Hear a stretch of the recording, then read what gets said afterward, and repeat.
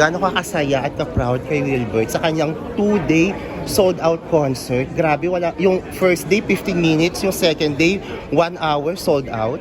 Every time pinagkukwento po siya ng parang ano niya, ng achievement niya, I always say, buti naman, deserve. Kasi I really tell him that talagang maybe it's ngayon lang siya dumating, but it's really something that he really deserves.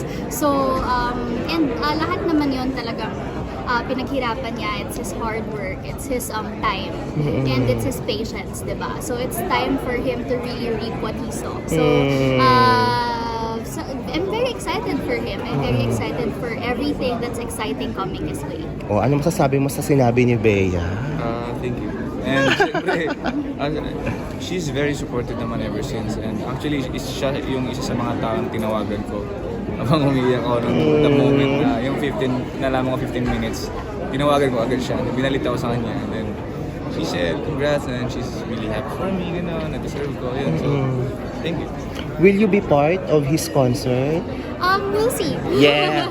May pasabog. Ano pasabog ni Wilbert sa concert? Tingnan na natin. Basta ang alam ko, we will not announce any guests publicly. So, kasi ano siya eh, like, syempre, Correct. concert ko, so dapat ako lang yung parang ay iaasahan nila, like hindi sila pupunta for other people. Correct. It's my story, it's my, ano yung 10 years na pinagdaan ng showbiz and my songs na nasulat. Gano'n ka hands-on? Yes, sobra.